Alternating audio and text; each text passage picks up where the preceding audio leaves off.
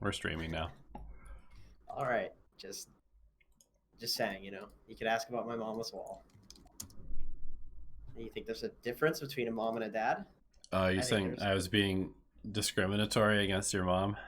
I think there's no difference between my mom and my dad. And you need to relax and chillax. That's all I'm saying. No, if that was actually the case. Good title. A good title, Donnie. That video is going to do well, I think. You think so? Look at this thumbnail. Look how good the thumbnail is. Did well in the first hour. Yeah, that's a good thumbnail. Oh, that's a good thumbnail. Holy fuck. That's all I could think about, dude. That's one of your best thumbnails, actually. Game Newell face. Scooby-Doo. No, that's a fucking great thumbnail. For anybody that's seen Scooby-Doo, they're gonna click that. Mm-hmm. No way they're not gonna click that. Good shit. Hello, Stropix. Hello, Matteo. Thank you for all the vids you do. Really useful ones. Thank you. Thank you for your support. Are my audio levels good, by the way? They should be, because we just recorded a video, so I'm using the same setup. Okay, cool. I'm sitting a little farther away is all. I think you were slightly louder than me anyway, so it should be fine. Okay, cool. Okay. So let's see, how many replays do we have here? So you did it on, did you do it on the 3rd? What was the 3rd? Last Thursday? No, I was gone last Thursday. Okay. So you did it on the week before that. 26th.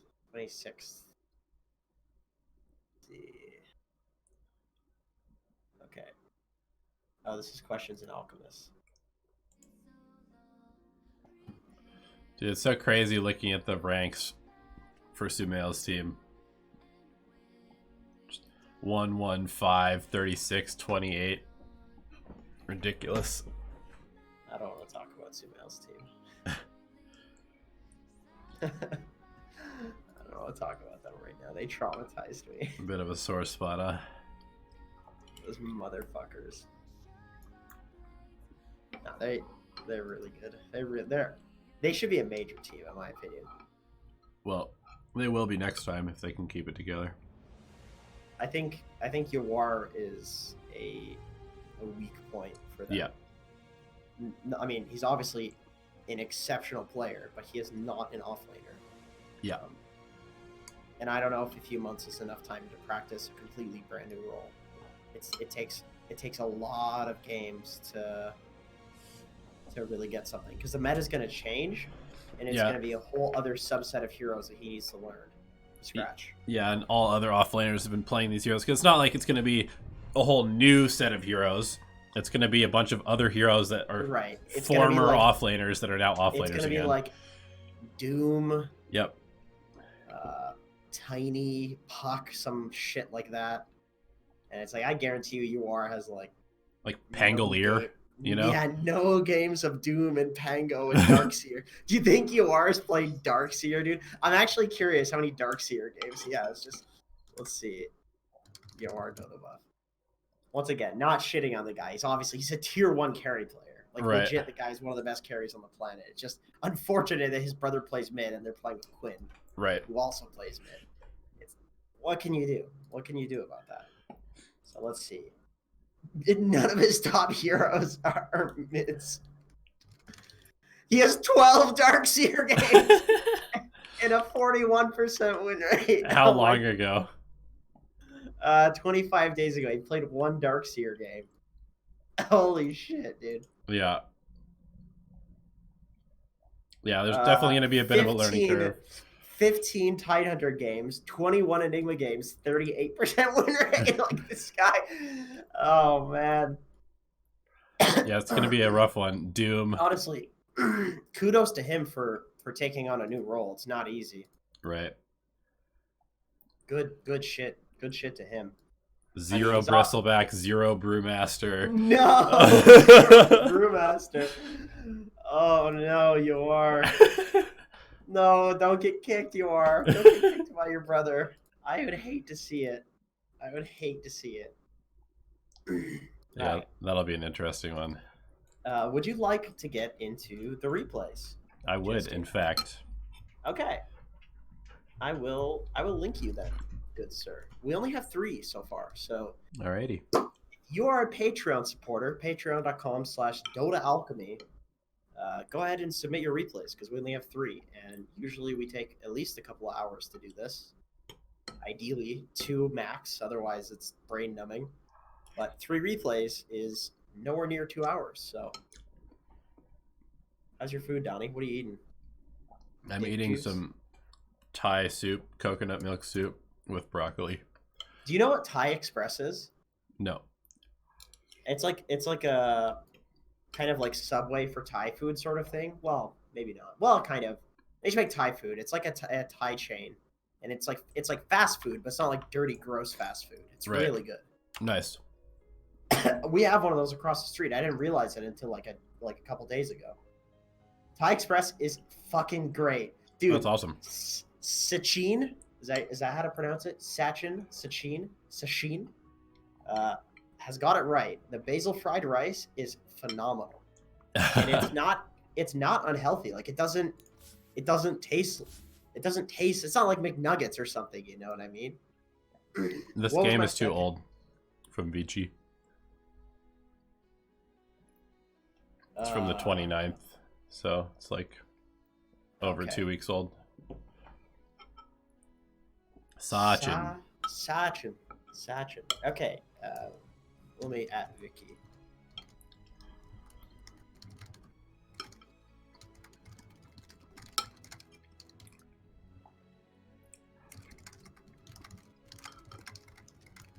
I'm gonna put the replay review into chat. Good. Y'all should play Smite. Why? The replay review going live now. Dota Alchemists. Maybe we should have a Smite channel. No, we should just have like Dota Alchemy plays League of Legends. Dota Alchemy plays other MOBAs or something like that. That honestly might do pretty well. I don't know. Thanks to my video on the MDL games.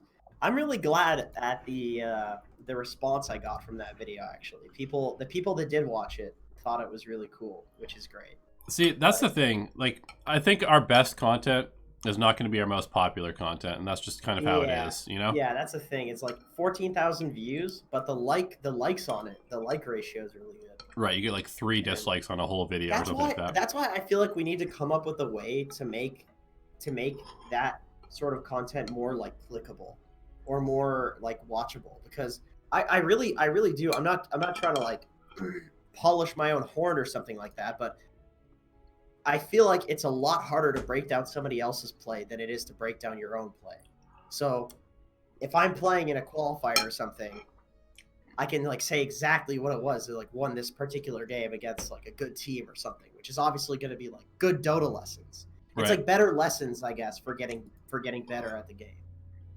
To be honest, it might just be one of those things where we need to just be like, I don't care about viewership, and just do it for like a couple months, and then people will start realizing, like, you know, because you know, I don't think that necessarily all of these Twitch highlight channels are entertaining whatsoever. It's just like Ninja clipped like 10 different wins from his stream and put it into a video. It's like there's no continuity. There's no like, it's just like watching a shorter version of his stream. Because dude, I can tell you all of the things that I've been learning and focusing on in Dota in the past couple of weeks. You know, like it's not hard because it's like research that I'm doing already. Right. So I just need to find a way to, I don't know, make it more accessible, I guess. I think I didn't do a great job like titling it and thumbnailing it. It was kind of boring. You know, compared to your thumbnail, the previous video, I'd say my thumbnail's about a 2 out of 10, and yours is like 10 out of 10 with the Scooby-Doo bullshit. That's good stuff right there. Yeah, well, you know, at least one of us has to fucking carry the channel, so. With thumbnails. Yes. It's hard being a YouTuber. Okay. Any word So from the next- Bitchy?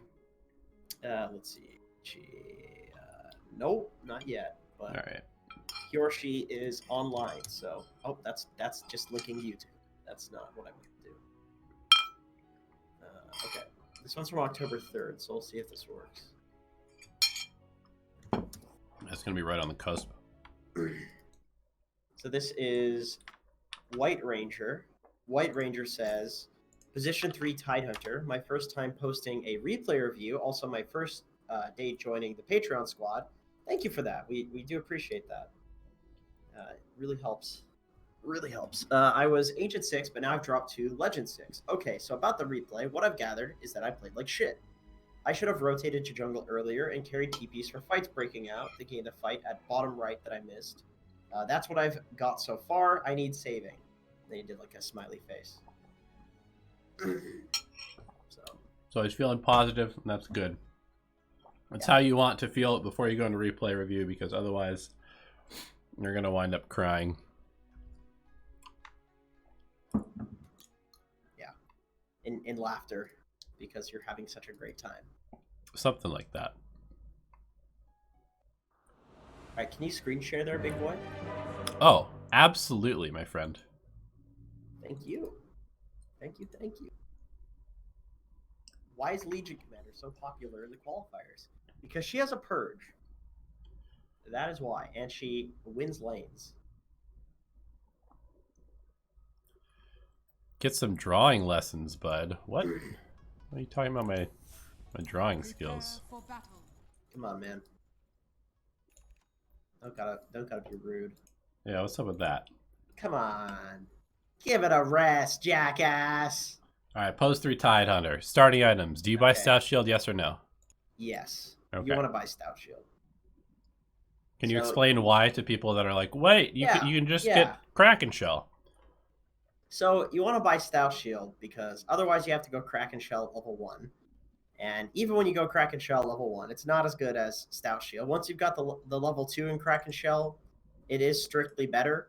But if you go for a Stout Shield, then it means you can go 102. And that gives you a lot of damage for laning, for trading, for harassing, for killing people. And then you basically have Kraken Shell. So you're basically level 5 at level 3 if you go for a Stout Shield. And that is certainly worth the 200 gold, especially because this hero can flash farm very quickly anyway. I sound nasally. Am I sick? I am quite sick, yes. Unfortunately. Oh my god. That's a reppin' pepperonis right there. Okay. I'm curious about the camera positioning there, because it looked like your camera was just straight up on your hero. I think in like 90% of cases you don't die here. If you just okay, so yeah, if you notice that 4 heroes are there, because your camera is like this. Oh, they're smoked. There you go. You should run away there. Yeah. Okay, but the main problem here, at least my takeaway from this is that you're not considering that the game has started until the timer hits 0, and that's not how Dota is anymore. Like, people do plenty of shit before the game starts. You should be looking to like scout people who are warding. You should be looking to get information to see what people have in their inventories in terms of like regen, or hey guys, this dude has a sentry, so if we're gonna ward the easy camp, we need to be careful because he has a sentry. Like, you want to move your hero and play the game before the game starts. There's plenty of stuff that you can find out. Like, for instance, you see that dire ward right there? Somebody on if you were standing on the high ground I think that they placed it while they were smoked, would be my guess. You would have broken the smoke if you stood there on the high ground. Right.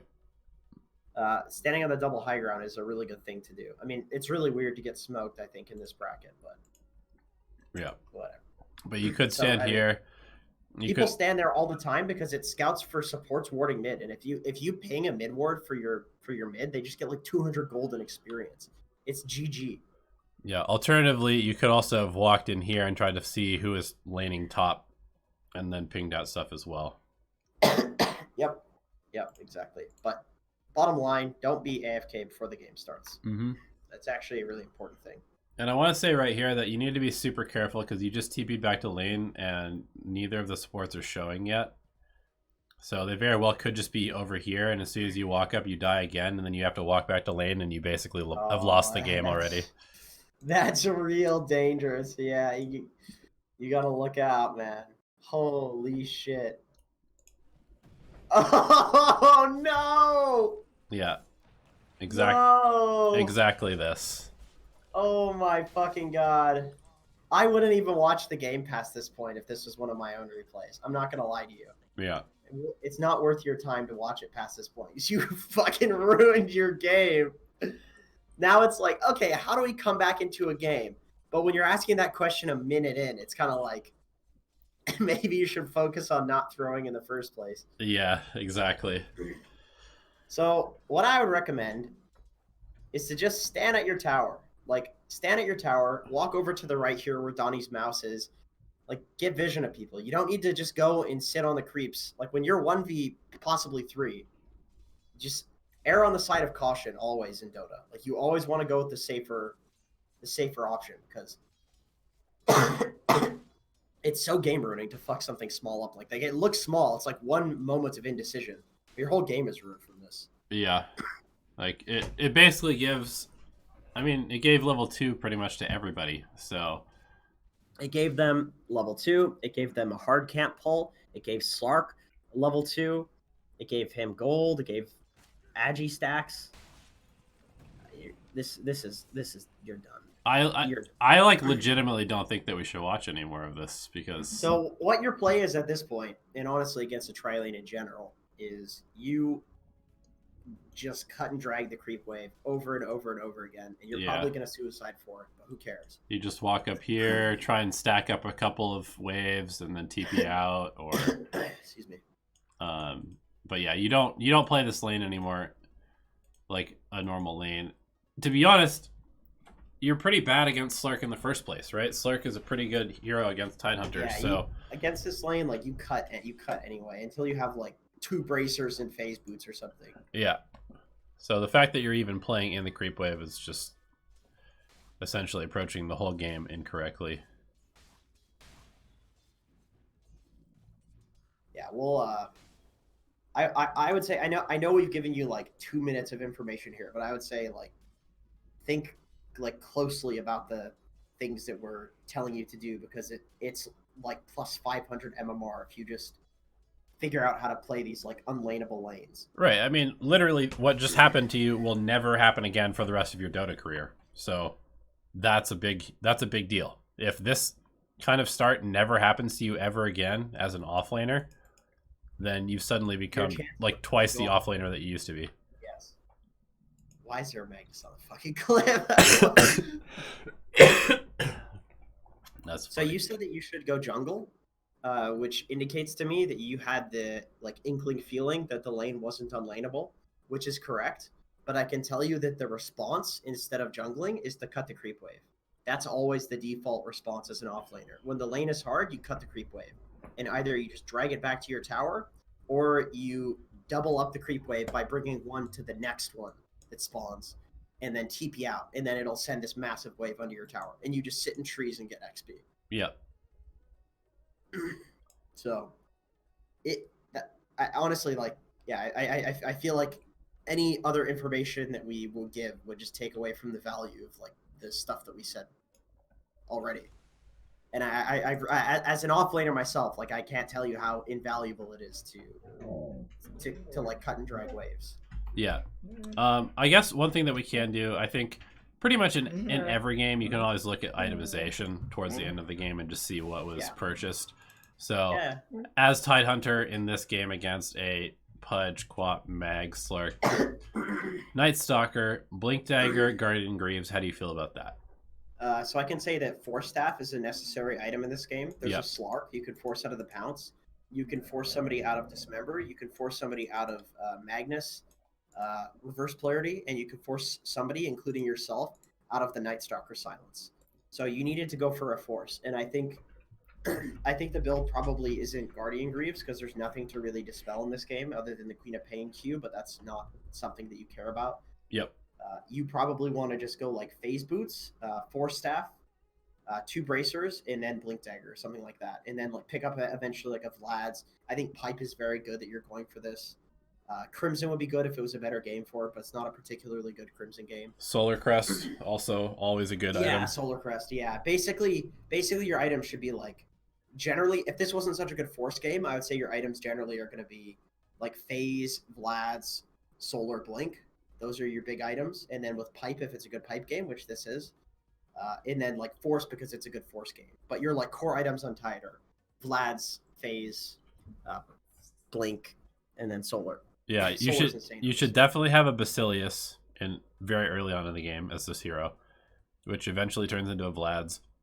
Force Staff is 100% necessary, and it does the exact same thing that Blink Dagger does for you, which is a lot of people just go Blink instead or Force instead of Blink, and then eventually they'll go back for a Blink. But yep. And then I think Heaven's Halberd is also another item that you should consider this game because it's really good against Slark and Night Stalker. Maybe eventually, like last item. Yeah. But yeah, I think that's probably good for this replay. I think so. Once again, I'm just trying to give like genuinely good information. I don't want to just like waste people's time with repeating the same shit because we want to go to the 10-minute mark. Yeah. I don't think that's good. Good coaching. I mean, all in all, you fucked up your game in the first like 30 seconds. So. Yeah. Which is good. I mean, that's easy to fix. At least you know it happened, right? Yeah, I mean, it's not. I mean, we all fuck up. You know, it's really easy to fix. So this is from Dark Phoenix, who wrote an absolute essay, I believe, as per usual. Yeah. TLDR: how could I have gained a more advantageous position for my team in the lane stage, and what approach could I have taken past the 20-minute mark when things started going south? So we're in position 4 Invoker. Okay. It's like a slightly above average game. Yep. Let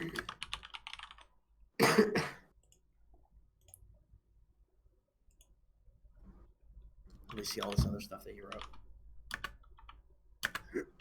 Starting items.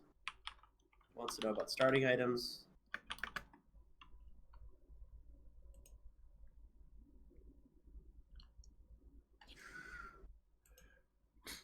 I've played a total of 0 games of Support Invoker, so I can't really tell you what. I mean, I've never played it, but I know what people do on the hero. Yeah. Kid Invoker, how do you feel about it? I think it's good, and I think that your win rate will go up significantly when you play with the Kid Invoker persona. By the way, why is it called a persona instead of just an Arcana? Like, why is this not just an Arcana? I don't understand what the distinction is. It's just like another random word. Look at his head. Just... It's so unnatural, dude. It's freaking me out. Yeah, that is pretty weird. He's got some like serious brain damage. With his head bouncing like that. It's constantly bouncing. I suppose from like above it looks better. All right, starting items. They look okay to me. Yeah, these look fun.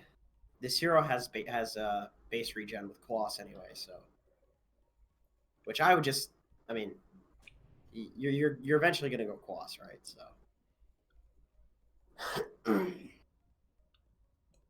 so you have a ward. Might look to block their easy camp, just because, at least with like a sentry or something. May as well. Looks like you're getting tri-laned. Okay, so because you're getting tri-laned and you have a useless pudge, you want to set up to cut the second wave. That's what your play is. Because of seeing these 3 heroes. These shenanigans are not what you should be doing. Yeah, these are very, very game-losing shenanigans. All Once right. again. Here's the thing. You do this little ward fight, and now you just walk back over this way. You just back to your tower, reset the lane. There's absolutely no reason to do anything other than that. Yeah. Running forward doesn't make any sense. I don't know. I don't know why you went that way. So yeah, I mean, you don't need to like look to do anything like really cool or crazy or special at the start of like any game of Dota. Yeah. Like if you go to like a lane and try to get a rune, and then you see there's 3 heroes there, and they're stronger than you. Nice, you blocked it. Okay. You don't even need to like trade with them. You just like identify that they're going to beat you in the trade, and you just say they're going to have the bounty rune, even if it results in you losing all the bounties. Sometimes like it's just unrealistic to think that you can just go trade and run into 3 heroes. It's not going to happen. You can't do it. Like, that's all Dota is. It's like managing your expectations and doing like the most that you can do in a game, and not ego fucking yourself by being like, whatever, I can outplay these 3 guys. I'm gonna get the bounty and get out of here, right? Same with this lane. Like, this lane is not playable. You need to cut the wave. Yeah, exactly. You should have cut the second wave already and dragged it in front of the tower. They're letting you do it as well. Right. With 3 heroes here, that means that nobody's stopping you from running over here and getting the creeps.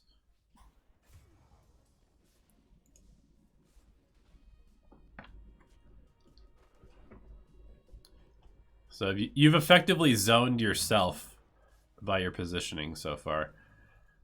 And you're here to support the Pudge, which means that now that the wave is in a safe place, you should probably be elsewhere so that he can get experience. Or like trying to help deny or something like that. You should, as a support, you should never just be standing behind the core that's in the lane. Stand off to the side, stand in front of them, tank damage for them, be distracting to the supports. Like, if you can engage the Disruptor and the Tiny over here and make them chase you around in the woods while your Pudge 1v1s the Phantom Assassin, you're winning the lane. Yeah. So never stand behind your core. Usually as an offlaner, what I like my support to be doing is like standing in the trees to the top right here, where they can like contest the enemy supports from pulling. No, to the top right. Yeah. Yeah. But because there's 2 heroes and the Tiny's protecting here, what I would say is you want to go back to the triangle and you want to stack both the camps. Just sitting in the trees, like, this shit would this would mega tilt me if I had a support doing this in a game. I mean, this is why, like, I'm glad solo queue is not really a thing anymore, because I'd be super triggered because it's like, you realize, you know, if I'm your core and I have a good game, I'm gonna give you the space back later. Like, it benefits you to give your guy a good game, because he's going to be running around killing people and it gives you space. Or he's going to want to leave when he gets 6 and you get to take the lane and you get to farm a free earn.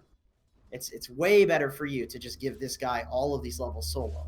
Yeah. And then also, you're literally getting the benefit of having camps stacked. I think for the amount of time you've been standing at this tower, you could have stacked 2 camps twice. Yep. In the triangle. And you have an anti-mage and a Lina who both would love you for doing that, and a Pudge for that matter. Even CM can farm the camp with ulti. Yeah. It's like anybody getting that, it's just extra gold.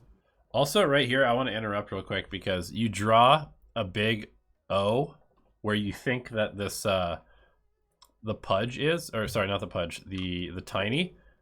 Go find the Tiny. Yeah, exactly. Beat his ass. Give your team vision of where the Tiny is so that they know where he is. Be a ward. Like, literally walk around until you find the Tiny, or run, or like discover that he's gone to the bottom lane, because even that is way more effective than just standing behind your core and watching them last it.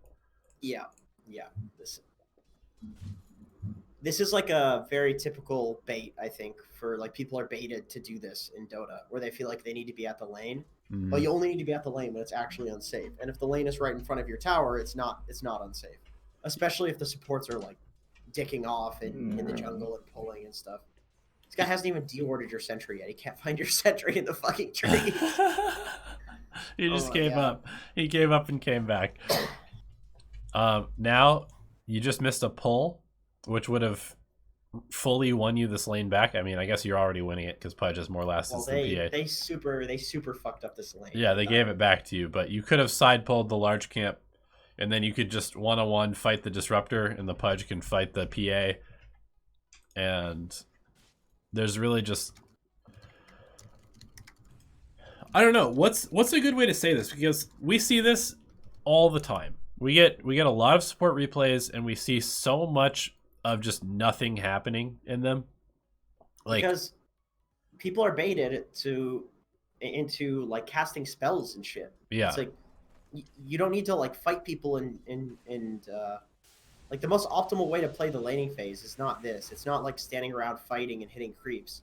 It's like it's just controlling the creep wave. Yeah, it's controlling the creep wave. It's trying to like get as many creeps as possible. That's it.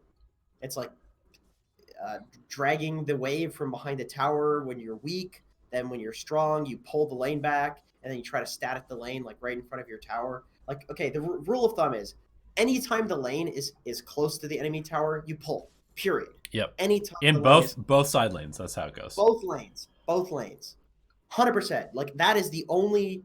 You add that rule to your repertoire, and you'll gain a lot of MMR. Yep. If the lane is pushed out, you pull. If your moron dies when you pull, that's because they're a moron, and you're doing good Dota things, and they aren't. Yeah.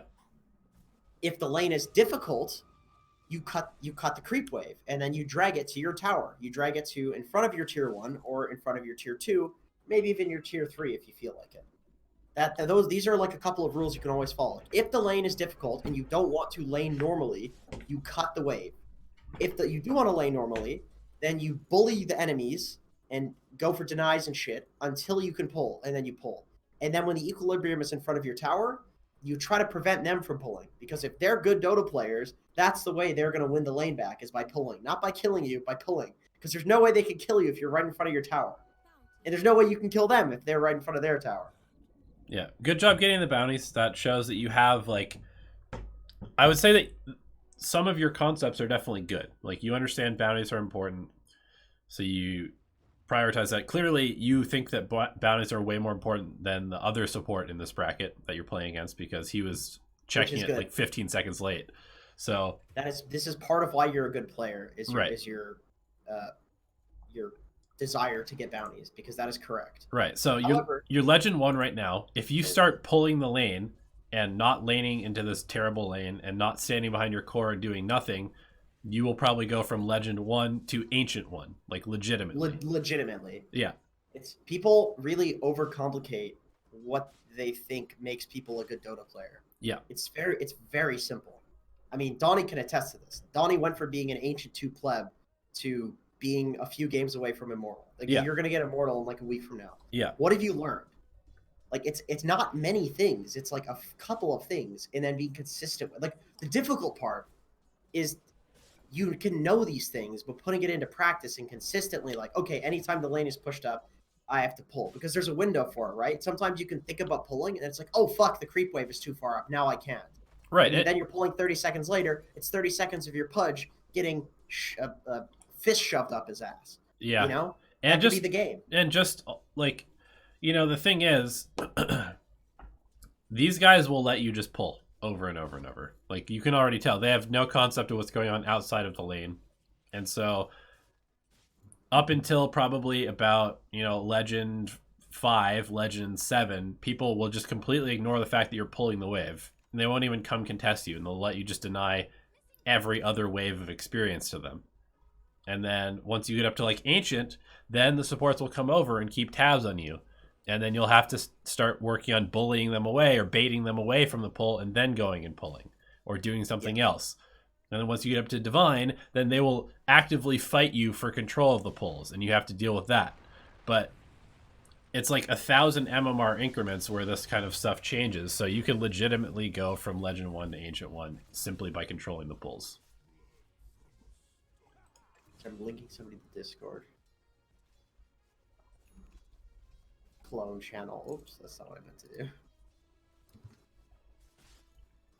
do. Okay. Hockey Leader's at a convention. What the fuck?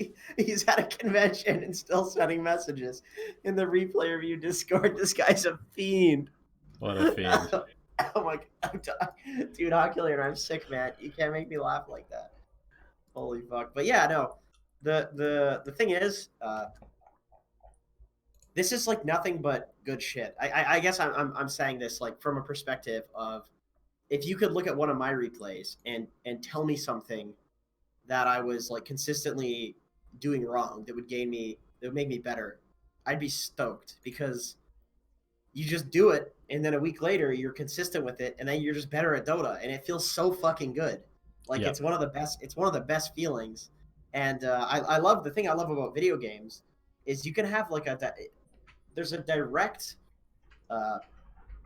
thing that you can look at, a numerical value that you can look at that represents like how good you are at something, what your progress is. Like you have a feeling of progression, and it feels so fucking good. With like, imagine with like carpentry or something.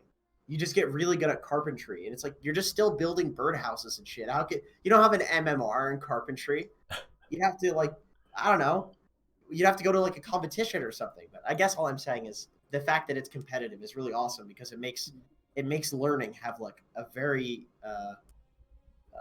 direct result that you see quickly. You know, if you learn something, and it feels fucking good. Yeah. That dopamine rush.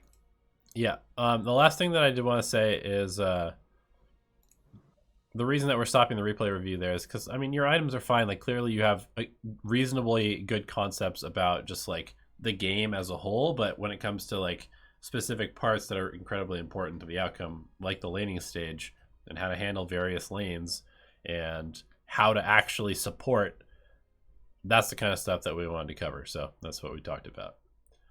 Damn, dude, your team fed pretty hard. Look at that. Look at how many people killed the anti-mage. Yeah, I mean, it's like everybody killed the AM once. Dude, the PA killed Pudge 9 times. Well, yeah, because Pudge had nothing. He was super squishy because he had a shitty lane. Like, what are you going to do, right? Yeah. You know, PA had a great lane, got a bunch of kills. Pudge had a bad lane with a support leeching his experience the whole game. Not much you can change about that. Yeah. As far as what time do I pull the camp in the off lane, just go into demo lobby and figure it out. Because, and the reason I'm saying it like that is because there's like a wide range of when you can pull it, depending on the camp and depending on where the lane is and that kind of stuff. What I would recommend is like getting an idea of the distance that the creeps need to be at. Yeah. To the place that you're pulling to, where they'll like meet up in time. Because that distance, like no matter where you're pulling to, Yes. like diagonally straight up to the left, that distance will remain the same on either side. Yes. Other than with the Radiant large camp, it's a little weird, just because they specifically nerfed that one, which is kind of dumb because it makes the game inconsistent. But I would say, for starters, basically, whenever the creeps are just in front of your tier 1 tower, you can pull to this. You can hit the camp and pull. Yeah. And that's gonna 100% of the time work for you when the creeps are about in front of the tier 1 tower. And then you can use that kind of range in your head and figure out if you want to pull diagonally too, or if you want to pull straight up. It's the same distance as that. Yeah. Just kind of flipped. Yep. Okay, I'll get you another replay.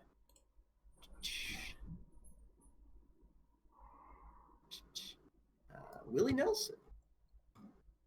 My boy. F is for friends supporter. Thank you for that. I need to add you. I have this problem where my friends list is considered full with pending invites, which is very annoying because it's just scammers and shit. It's just all scammers that are taking away from Patreon friends. Are you taking reviews from just $3 patrons? I think it's 12 for replays. Yeah. However, if you are a $3 patron, you do get access to like 50 coaching sessions, which we've put on there. So kind of similar stuff, except full blown coaching sessions. Yeah. Tier 1 or tier 2 tower? Tier 1 tower. Yeah. Tier 2 would be super early. That'd be cool though if it was like the pull was that long. So this is a Herald game? Yeah. All right, this will be fun. This will be fun. Let me fill in my tea up. I need more tea for this.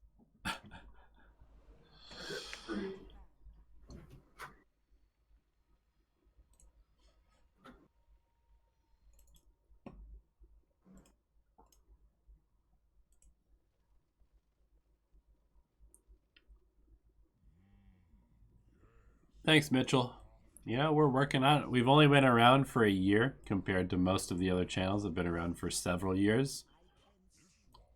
And our content's a little bit less broad in terms of its reach because we focus a lot on like real stuff and getting better instead of just like memeing around all the time.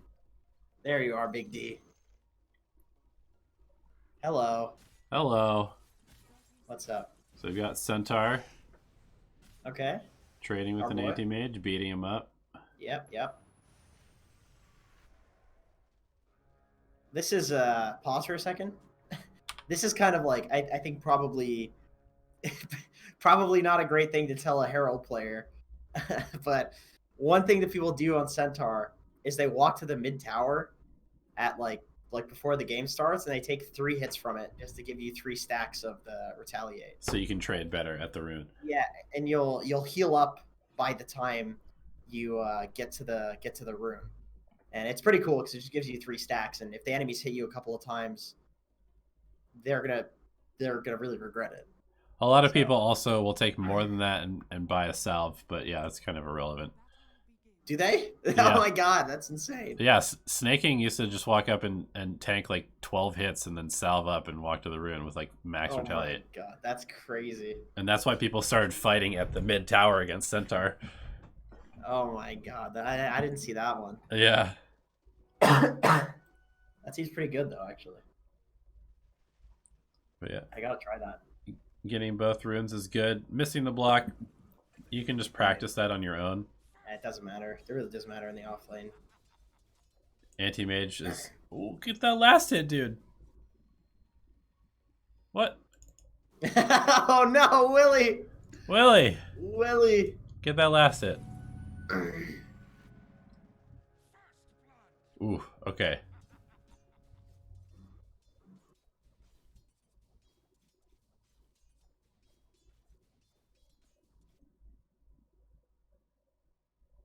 Alright. I believe you clicked on the mini-map. Is that what happened? I think so. But I don't know why that would move you there unless you right-clicked on the minimap.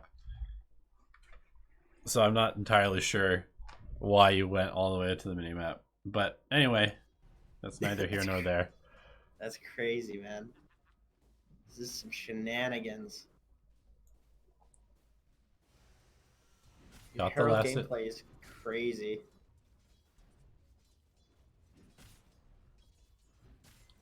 All right. I don't think we've ever gotten a Herald replay so far. I don't think so either. So I don't know. I don't know the level of understanding that Herald players have of the game. I'm actually not entirely sure. I guess. Okay. This is like a surprisingly well thought out draft for a Herald game, from what I can tell. There's like, you know, essentially 2 supports and 3 cores on either side, which is kind of amazing to me. Here's what I would recommend. You need a Quelling Blade from the side shop. Quelling Blade gives you extra damage for creep last hits, and the great thing about it is that if the enemy buys a Quelling Blade, it doesn't work for denies. So buying a Quelling Blade essentially guarantees that you will get every single last hit ever if you are just straight up last hitting versus your opponent. Yeah. Like, a lot of people are like, oh, I don't need a Quelling Blade. I'm already good at last hitting. That's not what it's about. A Quelling Blade makes it so that you are impervious to getting denied unless you're getting zoned out of the lane. Yeah. So you need to make sure that that's the very first thing that you purchase in every single game on every single melee hero, including supports. Well, maybe, whatever. Yeah, sure. Go for it on supports too. It's a good item. As for denying, I honestly probably don't give a fuck about that at this point. I think if you're just getting a QB, your game is going to be so much easier. You'll have 10 last hits now instead of 5. Yeah. Patch is live. Am I getting debated? Wait, what? Patch is live. What patch? Well, let me go look. All right, you keep criticizing here. Okay, well, I mean, I would say that your last hitting is okay. It's not that bad. Getting boots first is definitely not what you want. You're gonna want a Quelling Blade, like Jenkins said. You probably are going to. I think I'm getting debated. Also want to just start getting maybe get your, I don't know, Blades of Attack out. Maybe get a stick because anti-mage is gonna burn your mana. But your mana doesn't really matter. I think if you want to get better at last hitting, just go do the training mode on the heroes that you want to play. And just do that a bunch of times and you will automatically get better at it.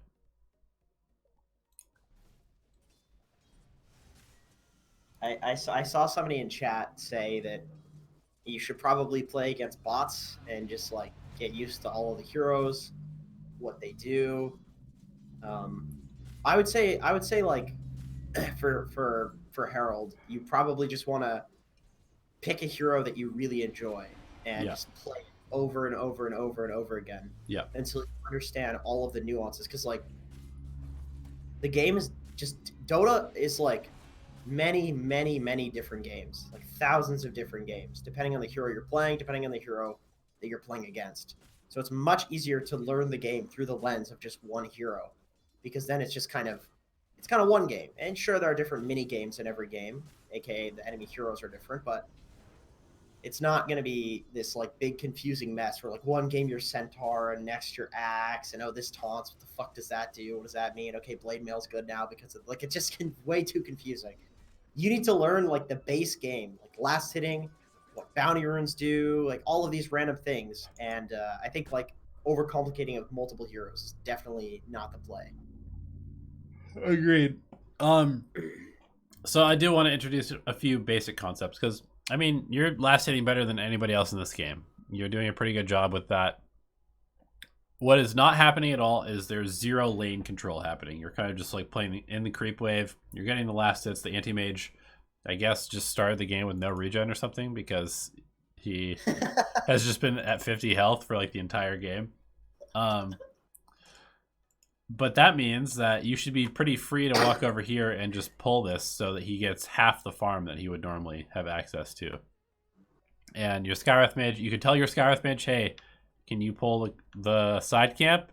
And if they're like, I don't know how to do that, then you can go do it yourself. And so you just like, we'll stop it right when you should pull. Okay, right now is when you should hit this creep, and you should just walk about to here and turn back into the creeps. They will attack you. These creeps will aggro because see how they walk close? So like right here is where you want to be. These creeps will come over here. This camp will clear this entire wave. And you can just kill the next wave. And then you can come over here and kill this camp. And then you can just do that over and over and over and over again. That being said, we're at the 5-minute mark. So you need to be over here getting these bounty runes. Because you can definitely fight them at the bounty runes. So you should never let them get either of these if possible. Bounty runes at this point are worth, I believe, like 400 gold for your whole team. Yeah. So very valuable. Or 250 gold. What am I talking about? Yeah. Also, if you're gonna have boots, you might as well put them. Total. You might as well put them in your inventory because you've had boots in your backpack for about 3 minutes, which means that you're getting no movement speed bonus from the 500 gold item that you've bought. Blades of Attack too are definitely better Than a branch. So you can put your branches down and eat them to get extra regen. You could just click them on the ground, and you could do that, and that'll get rid of one spot. And then you could move your boots up, and then the mango doesn't need to be there either. Yeah. Holy shit, this is crazy. Oh, no. This is crazy. Oh no, Willie. Okay, he's got phase.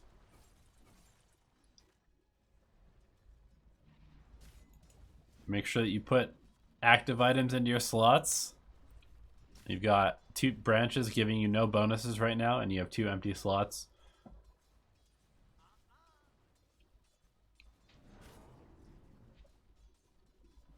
But as far as the laning stage goes, I mean, you're beating this anti-mage up, so that's definitely good.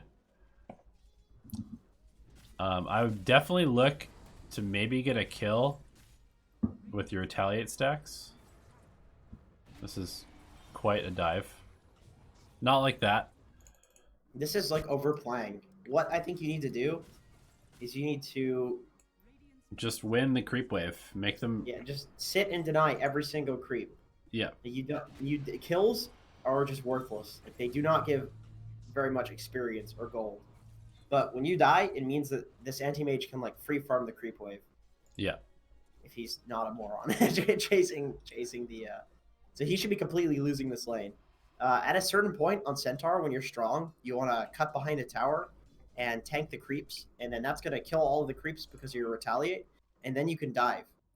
And also, I would not use the retaliate unless you're like specifically doing it to like somebody's stunned and you're going for a kill, or Yeah. you're like trying to get every single deny on a creep wave. Like you need to have some intention, some reason that you're using it, rather than just like, oh, I'm gonna hit this guy 2 for 2 hits. Like it's a really big waste of all your retaliate stacks to just hit somebody twice. You know, that feels really bad. Yeah. I would say like in terms of your spell usage, you don't need to feel so pressured to like stun this guy and to use spells on him. If you're just sitting and denying every single creep, they're gonna lose Dota, guaranteed. There's no coming back from that. This is a very snowbally game that you're playing, and you don't need to overplay. That's one of the biggest mistakes that I see people make. That's one of the biggest mistakes that I make is overplaying when all you need to do is sit there and fuck somebody up. You know? Yeah. So basically, just pick a hero that you really like. I think I just want to summarize. Pick a hero that you really like, and then just focus on your laning stage. And just try to think about like whether you should be playing defensively, aggressively, and just try to like control the creep wave through denying and through pulling and just last hitting, and just practice your last hitting and practice like almost treat it as if the other heroes aren't really there, and focus more on the creeps until you feel really comfortable just controlling where they are and how you can get farm. I think that's what I would say at this point. Your items are great. Yeah, those are good items. I don't know about the blink dagger in the backpack. Oh my god, it's crazy. The amount of dude, the drow has an Ags in her backpack. Yeah, it's interesting. Anyway, let's go on to the next one. Okay. Let us go.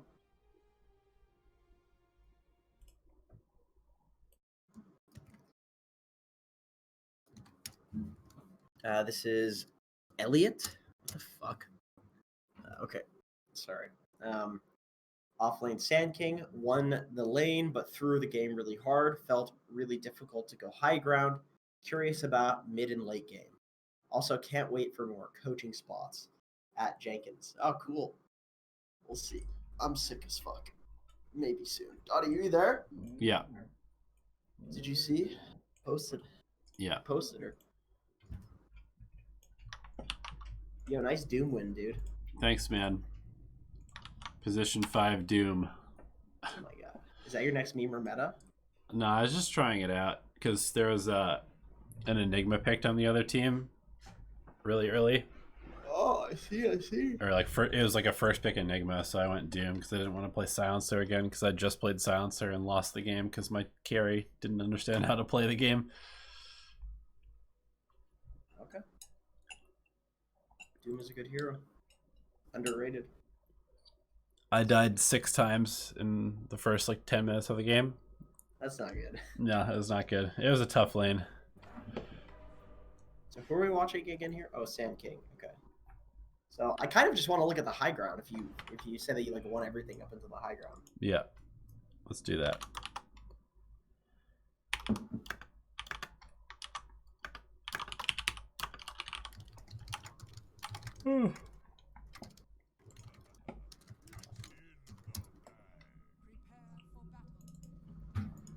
All right. Okay, so when is the high ground is the question. What's that? Just look at the gold ground. Oh yeah. Holy fuck. My god, that's hilarious. So It's like 30 minutes, Mount Kilimanjaro right there. 60 minutes, 50 minutes. Cool. So we've got like a few different spots to look at.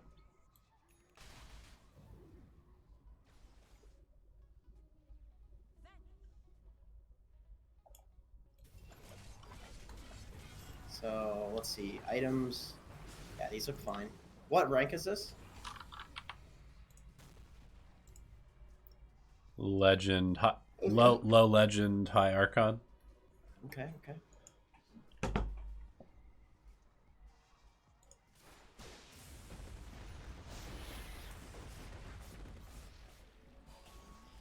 So, Oh, Oh shit. Okay, so let's back it up. This was not high ground. Yeah, This was just a bad fight.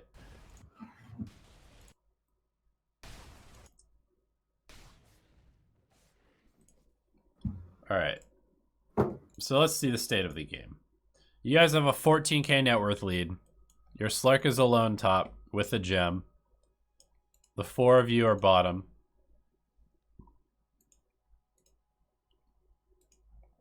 Okay. Not bad. They have BKB, Pipe. Zeus is dead. Zeus is currently dead.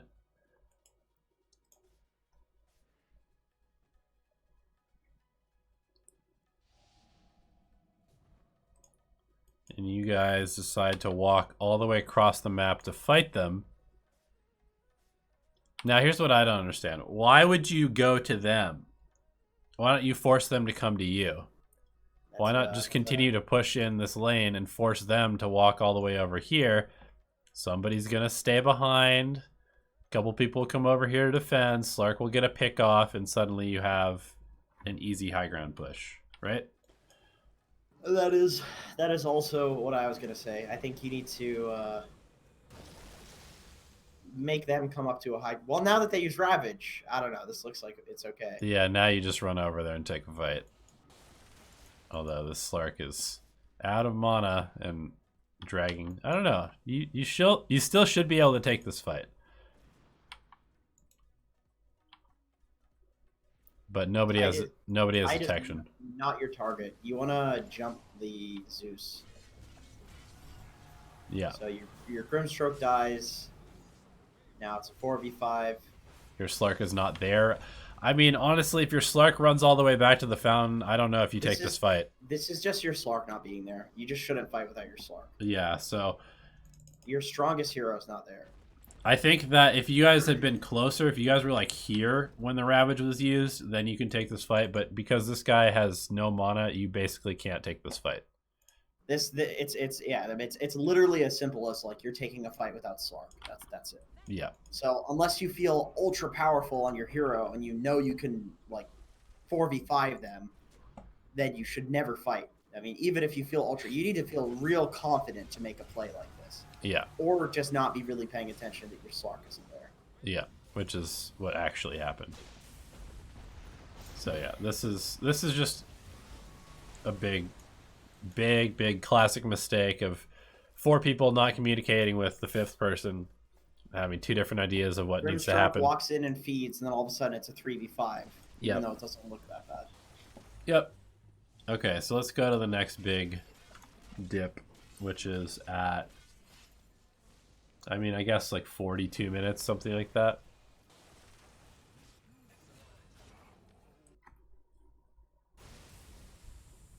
Oh. Found it. Okay, so here we are. We're going high ground. Looks like somebody's already been hooked. Right. This is a very hard lineup to high ground into. They have Zeus for D push, and they have Tide for fighting you, and they have Pudge for hooking. Yep. Oh, and you get hooked. All right. I know what the problem here is. It is not your job to hit the creep wave here as a Sand King. Yeah. It's 40 minutes into the game. You have 2 right-click carries. Your damage to the creeps. Oh, and you have Aegis, so Slark should be the only person even remotely close to being hook range. Sorry, it's like, go ahead. You're trying to like fight a bear, like, you know, when there's like 2 guys that have like guns and they're bear killing guns, and you're like, don't worry guys, I'll go in first and distract them with the feather, and then the bear killing guns guys are just like, what the fuck is this guy talking about? We have guns that'll kill the bear. This is totally unnecessary. You're the guy with the feather in this situation. You're like poking the creeps to get your pathetic damage on them to clear the creep wave. And then you get hooked. And then the guys with the guns are just like, well, now that guy's fucking dead. And his wife and his kids are going to mourn him and probably blame us. And I'm going to need to get therapy. And all he needed to do was wait for us to shoot the bear. That's basically what happened here. Yep. It's not your job as an offlaner. You sit in the back, you wait for some shit to get started, you press Burrow Strike on somebody. Yep. All right, let's go to the next dip. Yeah, let's go find the next one. Been there, by the way. I'm speaking from experience. I'm not trying to be a big elite guy that's not going to make that same mistake. I make the same mistake, and I always tell myself that. Like, Jenkins, just do your fucking job, man. You have a job to do. Just do that job. Like, anytime you're going above and beyond, that's when you can make mistakes. Yeah, I do that a lot too as a support because I get really impatient with stuff happening too slow. Just makes you bad. And so sometimes you just run up and you put yourself in a position that's just unacceptable for you to be in. And you just have to be okay with things not happening quite the same speed that you want them to sometimes. Yep. When's our next throw? Holy fuck, look at that dip. Maybe it was... Did this guy like lose a rapier or something like that? It seems like it should be happening about now, or maybe just happened. Slark was dead, Sand King died.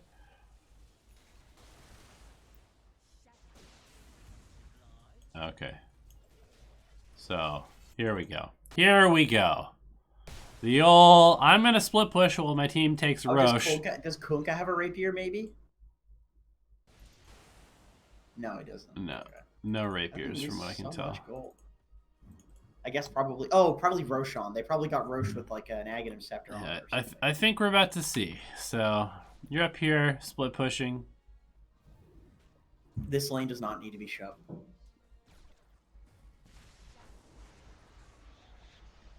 I mean, you could probably survive this, though. Okay, so you get out. Your team decides to start Roche. Zeus finds you. Oh, no. You die. Your team continues to do Roche. Uh-oh. Oh, no! My God. The hook into arrow. God. Oh, God. Kunkka's dead for 120.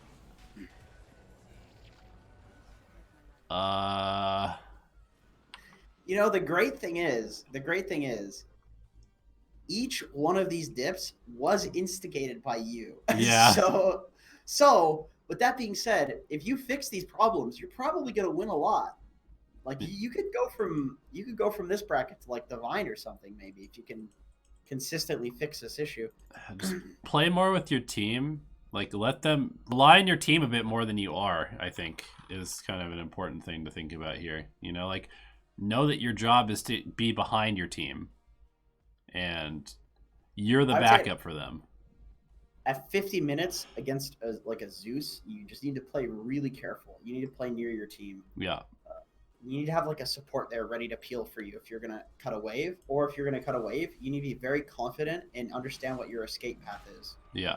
For like, after cutting that wave. Understanding that there's a Zeus in the game and they could be hunting you. Yeah. Okay, so they get Roche. And they get a refresher shard. That's where all the gold comes from. And then buybacks. So it's like this massive swing. So then let's go back to here because somehow you pull it back. I guess I guarantee that they throw going high ground. That's 100,000% what happens is they throw going high ground. This is crazy. How do you go from a 20k gold lead to throwing it to getting a 20k gold lead? That's fucking crazy. I've never seen that before. Okay, so you're dead again. You're just always... I think you're trying to split push. You're trying to overplay this matchup right now. You're against a fucking Zeus.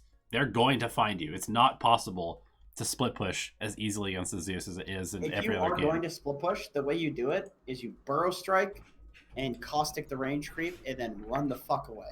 Yeah. That's how you do it. Also, a BKB in this game would be really tremendous for you. That would actually allow you to split push. Yeah, he has it queued up. You're saving for it. I would say probably an earlier BKB. Yeah, I would agree. You have a good amount of disable on your heroes. Oh, no. Grimstroke, Slark. It looks like you have this game won, and then you somehow lose. Oh, man. This is going to be... I'm an expert. This is going to be real ugly. Oh, Jenkins, your Legion Commander death in that last game made me real sad. Yes. It's okay. That was fucking stupid, man. That was stupid. He was ready for that. Like... They instantly had the Wyvern Q on me, and I couldn't blink. That was so stupid. There's no point in doing that. Holy fuck. It's all right. It happens. God damn. We are also so sad. Losing with megas, man. Yeah. Okay, so you guys have 4 people dead on the enemy team, and you're in all sorts of different spots on the map. BKB gets forced out. This guy uses his ulti.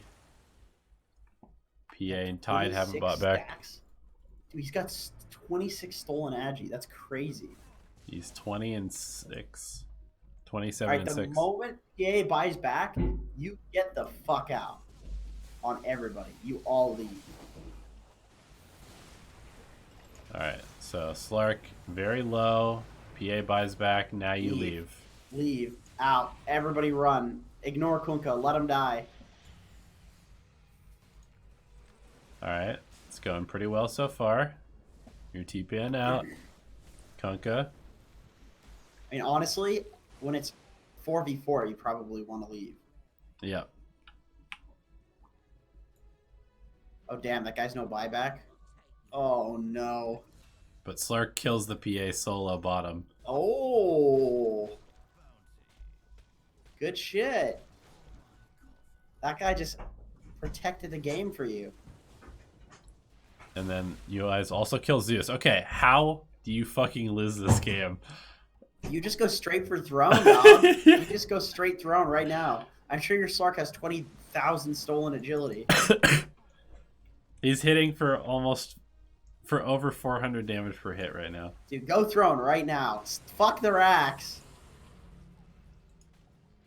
Look at your little measly right clicks trying to take down this Rax. Spam ping that throne, boys.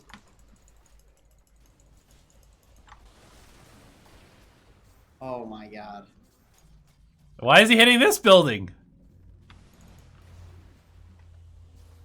What is he doing? He's farming creeps. Time to farm. 60 minutes into the game, 6 slotted. Time to farm. I could use an Aghanim Scepter. Man, they're hitting a real nice combo with that, actually, every time. All right, now y'all need to be real careful. I mean, you guys should still win this game at this point. Uh-oh. Refresher Tide. Oh no, the racks are still up. PA's coming back. Get out. Get Oh out. Get no! out. The Ravage! Slark's dead. Oh no! Slark saved the game and then threw it by farming creeps instead of killing the throne. That is so sad.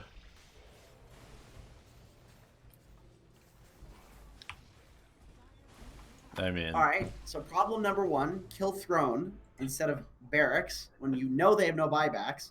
Problem number 2, stop overstaying your welcome on high grounds. Like, if you see that it's a 4v4 and you're going high ground, they have the advantage because it's their high ground. They have a fountain, they have all the towers, they have vision, they have the high ground advantage. It is so hard to just take a high ground against a team that has the same amount of people alive as you, especially against a Zeus and a Pudge. It's so hard. Like, you can only go high ground when they're dead, because then if they do hook you, you kill them. Or if they Zeus Arc Lightning, you jump in, you kill him if they're dead. But if they're not dead and you jump in, then you die. So you just can't go high ground against this team with an even matchup. You need to kill somebody. Yeah, but more importantly, it's like you had the game won and nobody made the call to just go throne. So it's just like... Well, throne plays will happen like 1 out of every 10 games, but high ground's going to happen in every single game. So you need to not throw on high ground pushes. Yeah, that too. It's one of the easiest places you can gain MMR is to just call your team, hey guys, they have the same amount of people alive that we do, and we're pushing into this very difficult area to push. Maybe we should just go farm until we're stronger. Because if they're all in their base jerking themselves off, I guarantee you they're not farming well. Yeah. And you are. So, easy game. Easy game. Do we have any more? Yes, we have 3 more. Cool. This replay is from the esteemed Justin Ash, who is actually part of the Dota Alchemy mod squad. Mod squad. He's part of the family, extended family. Extended family. He's like your great aunt Gertrude, who like he hasn't been entered into. He doesn't come to the family meetings just yet. But... Oh no! Wait, what? This is today. Why can't I look at this replay?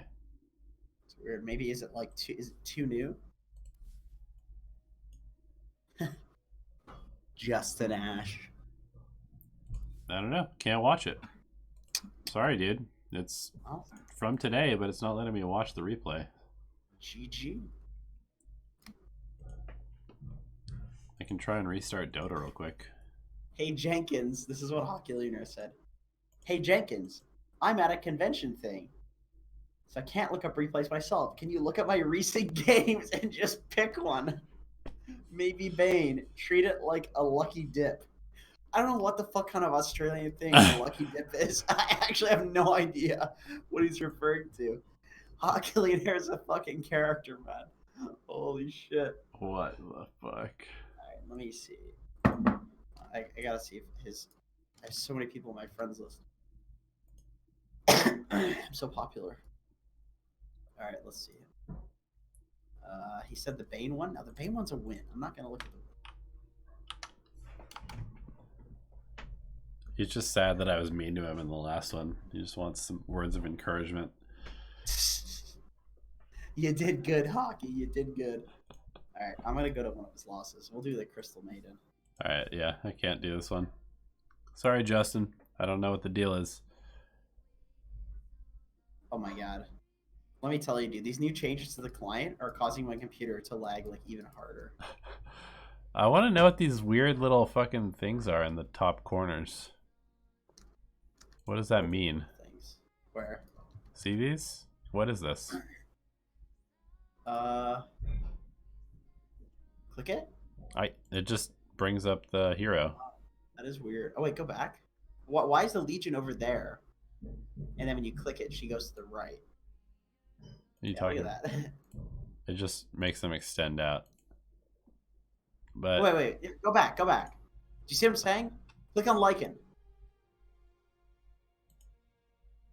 Yeah, he's second from the right there, but when you click back, he's in the middle. When you click on Skywrath, he's the far left. Legion is the far left here. I don't know what you're talking about. Weird, man. Anyway. Alright, give me that next replay. I gotta go soon. Alright, we have one more after Hockey Legionnaires. Okay. Maybe two if Justin Ash wants to submit another one, but he said he'll submit next week. So. We Gucci. Okay, you ever click? Now these are blue, this one's red. Is this their behavior score? Does Hockey Legionnaire have red behavior score?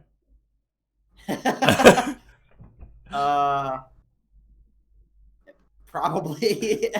Probably. I'm just curious what that let's means. See, click through. Okay, so Nakes and CM are together. Are we sure? Click on Scream's profile. See if he's friends with Hockey Legionnaire. How would I find that out? Friend ID. Here, yeah, there. And then just see if. Are we doxing him right now? Go to his friends. It's not doxing. It's public information. Go down. There, friends. I don't have any in common. Click it. No, just click it. Oh, do you have Hockey Legionnaire as a friend? Yeah. Just search Hawk. Okay. Oh, he does have him as a friend. So they're in a party, I think. Weird. Why doesn't it just show them in a party like it used to? I have no idea. I'm confused. I guess because it's showing safe lane, mid lane, off lane, support, hard support. It's in that order, and then when you click through, it's in the order of the parties. That's so weird. I don't understand. Fucking weird, man. It's super weird. Anyway. All right. This was a loss, so we get to shit on hockey. I won't say anything. I don't want to hurt his feelings. Big baby. Great hero pick, Kaki. I like the CM. I like the Really CM. solid hero. Really solid hero. Yeah, I need to pick more CM to be honest.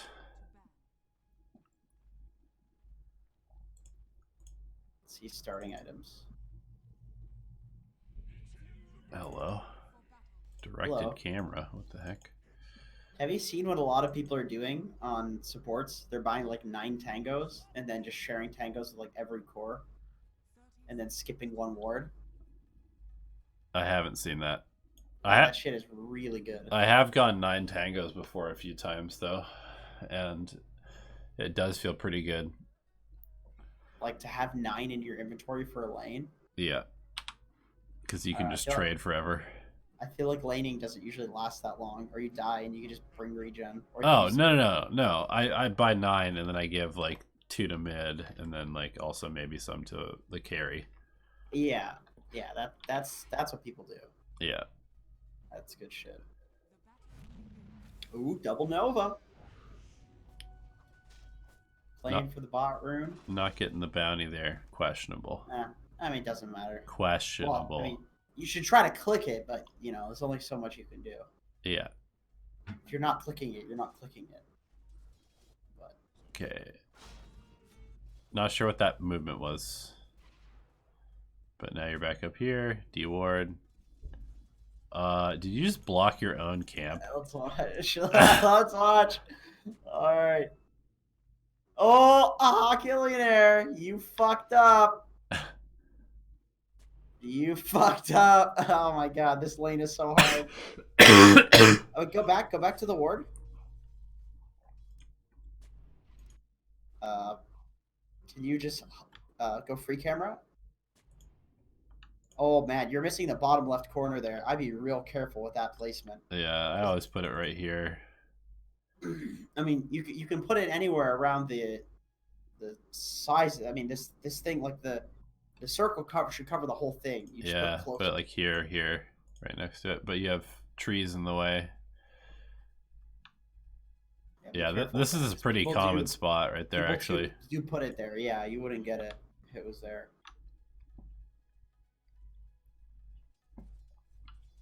I mean, body blocking that kind of hurts, but it's a pretty easy lane. Eggs versus a solo Wind Ranger. Although that does kind of suck. Okay, so what I would say here is that you should have pulled that wave to the hard camp with your little fuck up on the... Eat this tree. Boom. Pull. Yeah. It's a really easy pull to do. The creeps have such a huge leash. Do. Eat this tree. Pull. Dire safe lane is ridiculous. You're kind of spazzing out right now and just like doing nothing.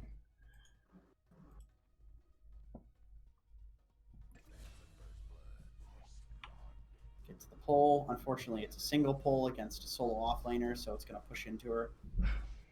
Pull through, which is good. Completely necessary. Yeah. This does allow her to come over and contest it and get a little bit of XP, though, as a solo offlaner, which is not what you would prefer. You really want her to be completely destroyed in this game. Yeah, so connecting is good. I think I would almost rather just wait one more wave and stack it.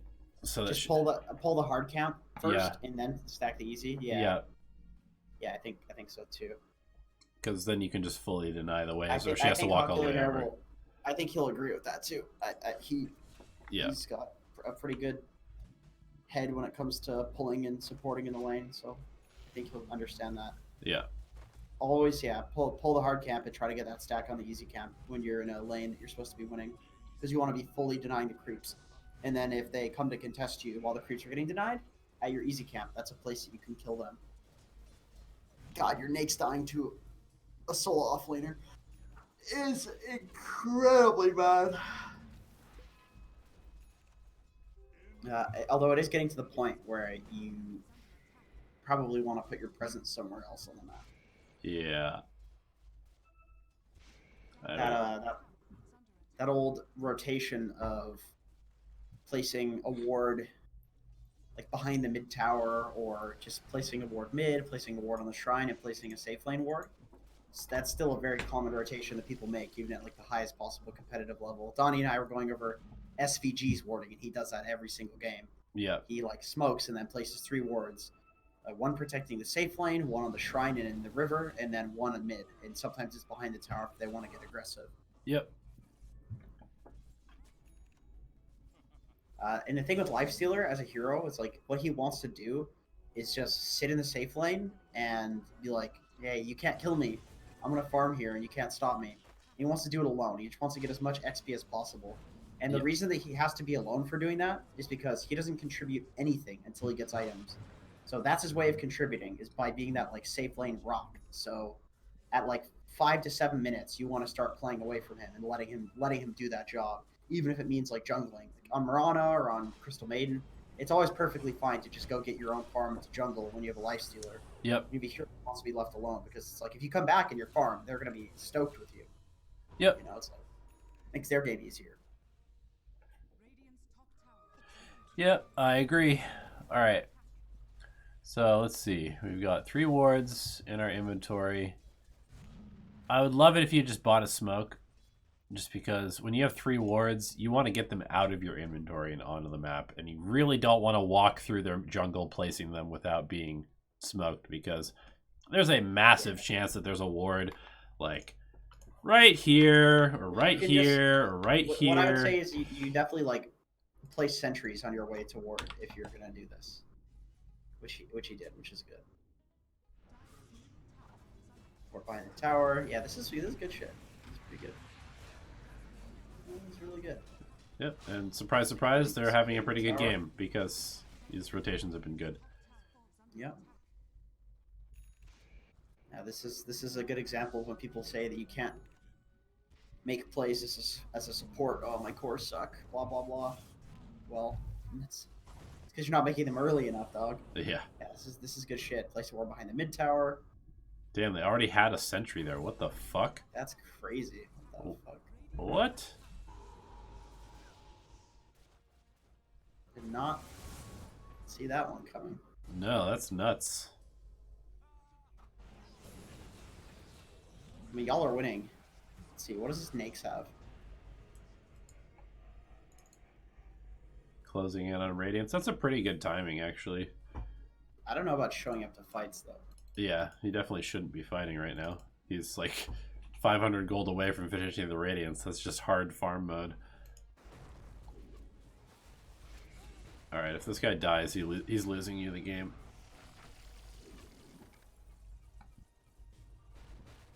Oh boy. Right. Oh boy. Report your buddy. That's a rough one. That's a big, big oops right there. This anti-mage has no game. He's like 2,000 gold away.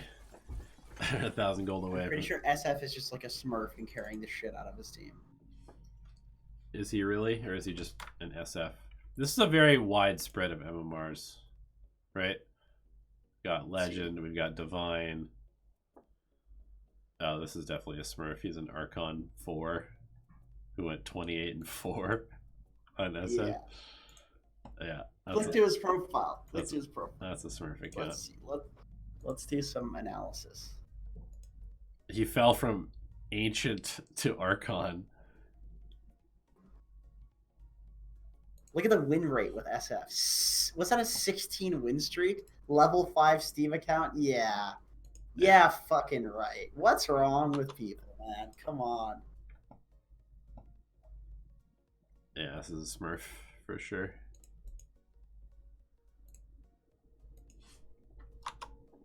I mean, it looks like it's a smurf that somebody uses a lot.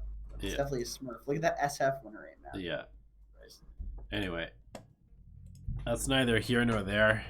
If you want to be as good as this SF is, then you got to be able to beat him, right? Know what I'm saying? True. Sure. Smoke to the top lane. Place some shrine wards. Good shit. Place a ward. Good rotation. Wrap around. Insanely nice.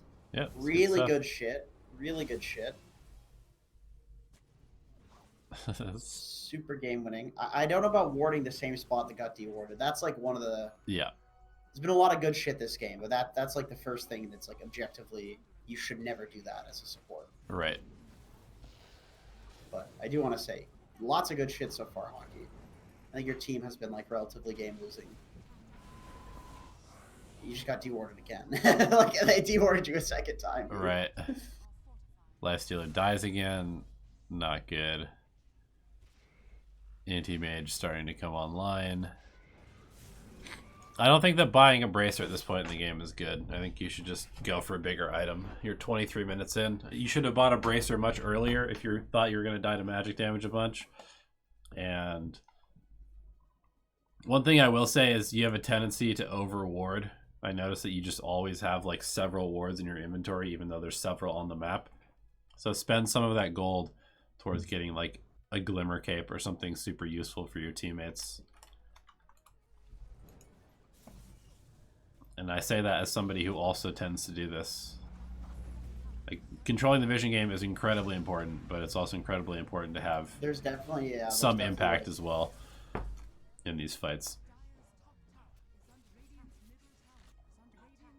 I think a lot of the time, instead of spending all of your time warding, what you want to do instead is like place good vision with the smoke and then like protect and play around wards. Yeah, it's kind of the concept. Actually, this is what I want to say about this. It's basically what you're doing is you're employing the concept of what we've talked about as far as like just win your lane instead of trying to win all 3 lanes during the laning stage every game. You want to just like win some part of the map and just play there and control part of the map, because right now it feels like you're trying to cover the entire map and get vision of the entire team, which is just never going to happen. You want to use a couple wards strategically to cover the area that you want to play next, that you want to be aggressive on next, and then you want to tell your team to play there, and you also want to just position yourself in that area and then deduce, okay, well, we can see this part and we can see our base, so the other team has to be in this small area of the map that we can't see. So you don't need to cover everything. You don't need God mode vision. Yeah, that shit always gets dewarded. Yeah.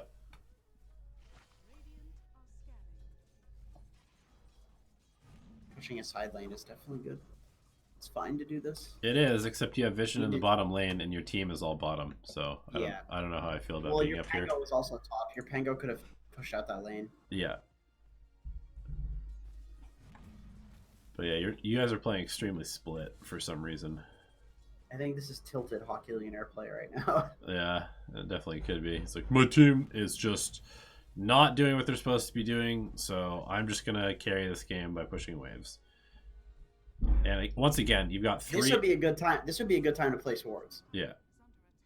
Nice. Once again, you have 4 sentries and 3 obs in your backpack, so yeah, this is fine. This is a little bit over the top though, because it's like, are you guys? I don't think you're gonna play around there. Right? Are you guys actually pushing these tier 2s I like right the now? river ward. I actually like 2 of those wards, but that tier 2 mid, I think you need to save one of your wards at least. You need like a couple of wards for like controlling your triangle or controlling their jungle. Yeah. I basically say what you want to focus on from now on is like what area you're looking to control on the map. And it's still good to have vision in areas you're not controlling, but it's less important. Yeah. Also, just think about what objectives are available. Roshan is available, so this ward is good for defending Rosh. Maybe you should have one over here, or like up here, or over here, something like that to defend Rosh. You could take this ward and put it right here, and suddenly you'd basically have control of the entire Roshan pit. And then that also would double as a ward to push this tower, and then you have kind of like multiple bases covered at the same time. I like the deep wards. I think deep wards are extremely important to winning games as a support, but they need to be relevant to what your team wants to do in the next 10 minutes. And these ones are definitely not. This is just like almost just they're all wards that are like they would catch a glimpse of somebody like split pushing or splitting up. Yeah. But they all kind of serve the same purpose. You need a couple of wards to play around now. Yeah. Anyway, we've like hammered this one into the goddamn cross. Into the ground. No, the cross. Okay. The one that, you know. Jeebus. Yes. The Lord. Gabeness. All right. Next replay. So Meme Frog linked 2. And okay, one of them was a win, and he linked a loss. So I would prefer to look at the loss. I don't think wins are super valuable to look at. Agreed.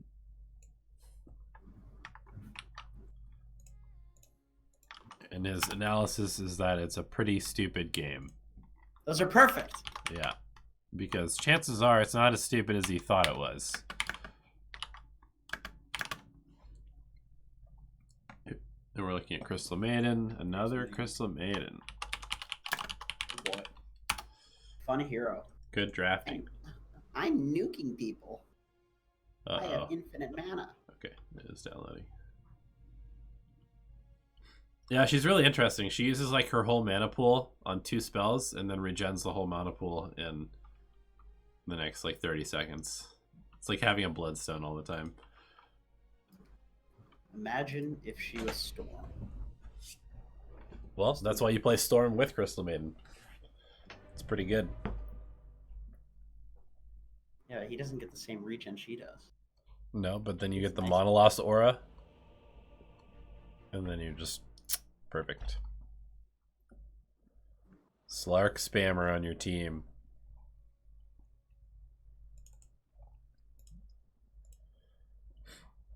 Alright, 2 wards, 2 sets of tangos, 195 gold in the bank. Get out of the fountain, first of all. You need to be out of the fountain the second the game starts. So none of this messing around, buying more items while you're in the fountain.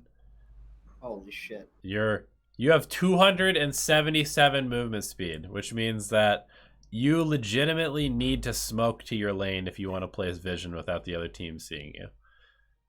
So on CM, I almost always buy a smoke because you're too damn slow otherwise to get there, and the other team will just watch you ward, and that's not good. Yep. Oh, we're back to the base. Yeah, that's like 30 seconds of time that could be spent scaling and harassing and warding, for example. Once again, I would definitely employ all support 5-role support players to try buying 9 tangos and just give everybody on your team some shared tangos. It's really good. Owie 2000 is doing it. Probably pretty damn good. Oh, Owie 10,000. Owie 12,000. Owie $15 million or whatever it is. Owie 69. He's getting a lot of sex after winning TI. Okay, bud. You saw this hook coming from a long ways away.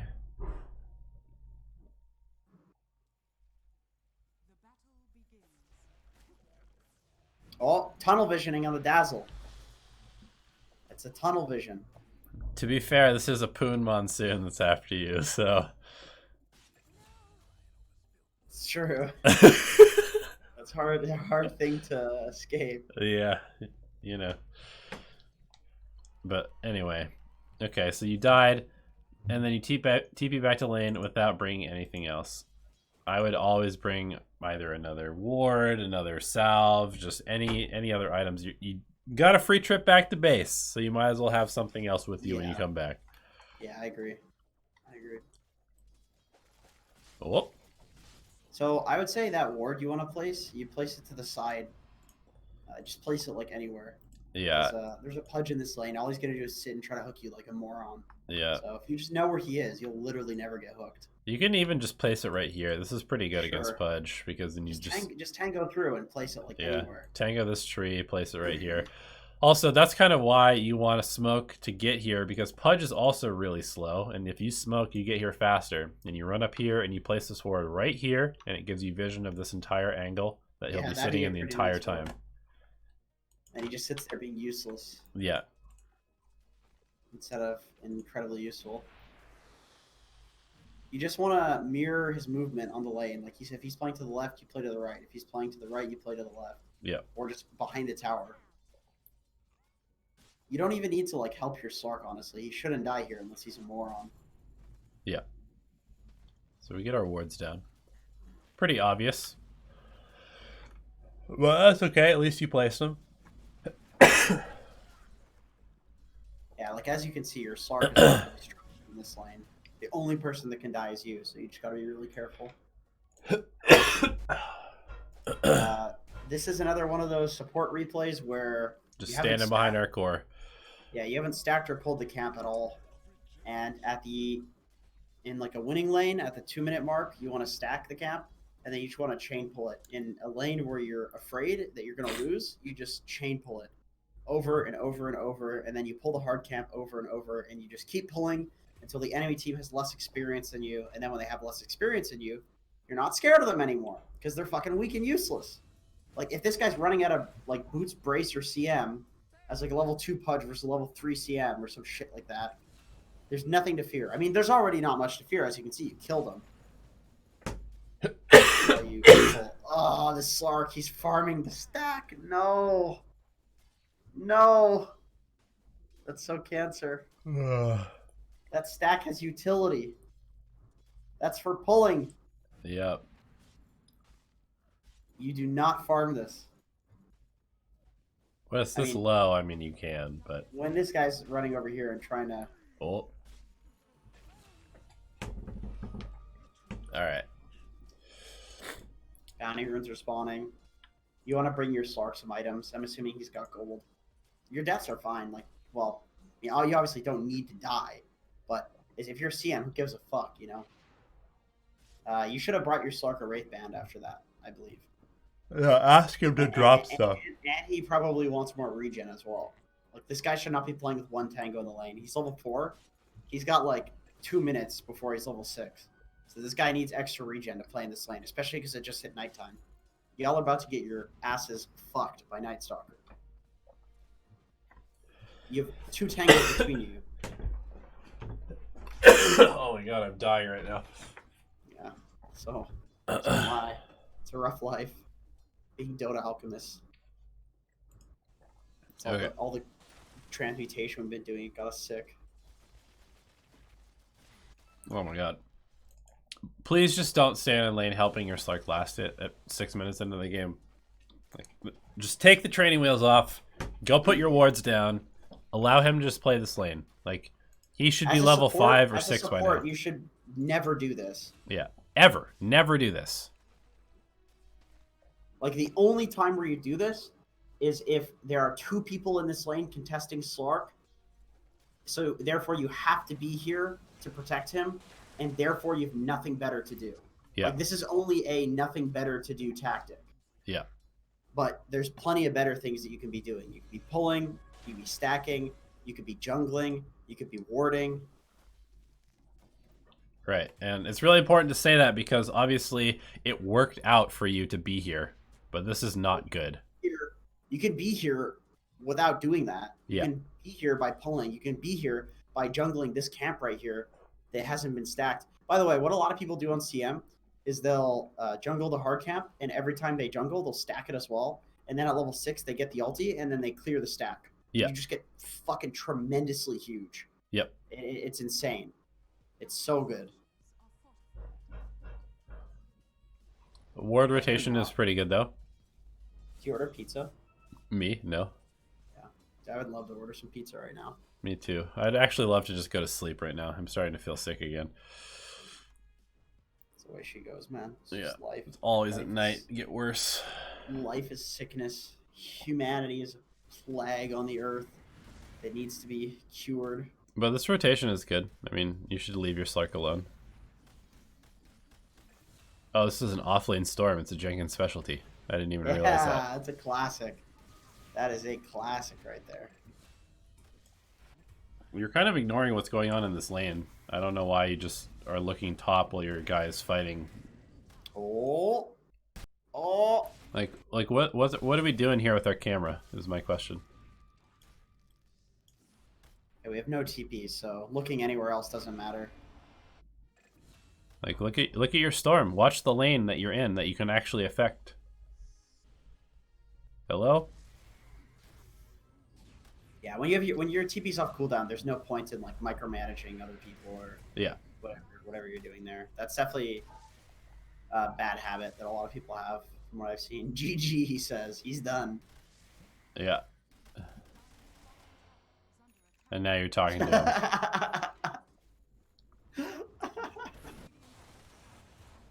Oh, I get the same flame when I play offlane Stormy.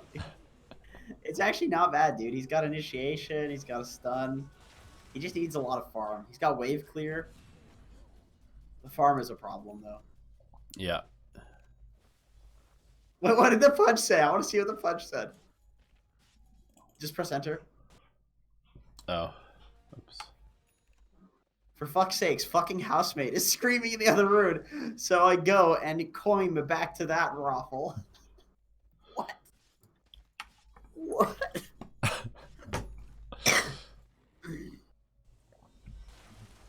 Oh my god. Punch is so silly. All right. I don't know. To me, it kind of feels like you just have no idea what to do now. Because, like... I would say there's a lot of time you could spend, like, jungling. Like, don't feel bad about getting your own farm if you're not 100% sure what to do. You could just go to an area where you think that there's going to be something that happens. Yeah. And just be ready for something to happen while jungling in the area. Like, that's perfectly fine. That's a good default. Yeah. This is good. Look, you're chilling in the area. Look at this. And then you show up. Beautiful. Hit a huge ulti. Yeah, that's great. Good shit. I don't think that you need to hit these creeps with your carry, though. Like, you should get that kill and then immediately go and, you know, look to secure the next spot. Whether that's smoking and warding this... Jungle the hard camp, or smoke and ward deep into their shrine area. So you can maybe wrap onto mid. You know, like, there's a lot of stuff that you can do that doesn't involve standing there hitting the same creep wave that 2 other people are hitting. It's another one of those, like, we talked about this earlier, but it's not really your job, you know, to do that. Like, the creep wave should be dealt with by other people. Yeah, also... You can go like nuke it, but sitting and right-clicking as a CM is, like, almost never the play. Don't ever do this. This is one of the most game-losing things that you can do as a support. Just the blind TP. You don't even look. You don't even look at the scenario down there. You just immediately TP. You need to move your camera and assess whether you can actually do anything useful here or not. Otherwise, you're just going to end up with a whole bunch of heroes farming the same creep wave and just splitting experience and gold super inefficiently. Because the mid lane is, like, shuffleable right now. Like, that's actually a farm that somebody could be... Yeah, this could be you. This could be your farm. And more importantly, it's like pressure on the map on the most important tower in the game. The mid tower is insanely important. And more importantly, okay, so you get the kill here, but more importantly, check this out. You can walk up here. Well, you can nuke mid and then... Yeah, exactly. You can nuke mid and then you can TP and you still get here at the same point in the fight, but you've already pushed out the mid wave. So it's just like, why not do that? Pushing waves is, like, utterly broken, especially if there's nobody else doing it. It's so fucking good. So ridiculously good. All right. So I'm just going to assume... You can look at items.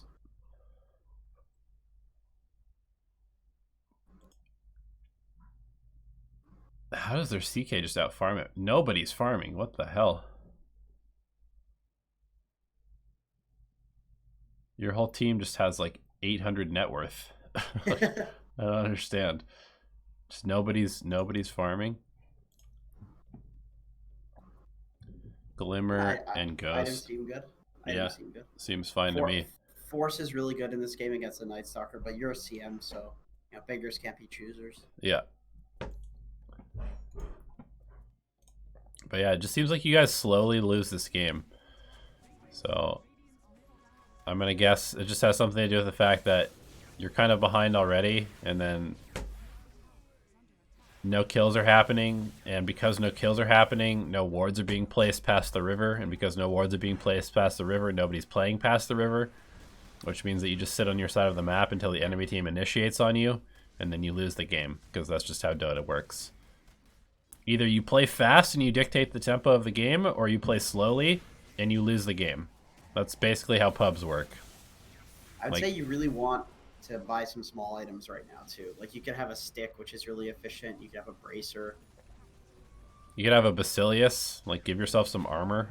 Oh, yeah, that's a nasty item. There's a lot of physical damage on the other team. Yep. Yeah, small items are up until like probably up until Divine. You just don't see small items being purchased by people. Whenever you're a hero that wants to get gold, like largely by fighting and contributing, which is basically every hero but carries. Yeah. You want to buy small items because they're gonna like make it so that you can fight. Yep. Like if you're going 2 bracers and nobody else is buying bracers in your bracket, you will win literally every single team fight because they will not have the numbers to take down like a 1300 HP CM. Yeah. It's the same reason people go for the HP talent at level 10. She's actually such a tanky beast. Yeah. Once you have that talent and plus you 2 get bracers. 20 armor from your freezing field. It's nuts. She's legit. She's legitimately tanky. Yeah. The hero's unkillable. But yeah, it's crazy saying that in 2019 about a CM, but like, that's just it. It's 2019. The hero's changed. But yeah, basically what I'm seeing here in this game is just a classic, like, oh, the lanes didn't go perfectly. I kind of hate my teammates. Nobody's really pushing the waves. I'm just going to, like, place wards very defensively and try and not lose the game as hard as we have been. When in reality, the only way to not lose this game is to push out the waves and get onto the enemy side of the map and split them up because you're not stronger than them. And so the only way to do that is to be aggressive instead of being very passive and just like letting the other team dictate what's happening. Report Storm, most useless fucker. I think we've said it like a good amount of suggestions. Agreed. All right, any more? That is all we have. Cool. We are. Thank you, everybody, for tuning in. It's been another episode of Replay Review. Sorry, we're not going to take any from chat today just because both Jenkins and I are pretty sick. We're trying to get better. We're dog sick. So we can actually make some good content and be energetic for our streams in the future. But thank you so much for everybody for tuning in. And if you would like to submit replays next week, patreon.com/Dota Alchemy is linked below the stream. That is where you can support us. You can be part of the community. Even deeper, you can get a little bit deeper into the secret society that is Dota Alchemy. So we'll see you guys later.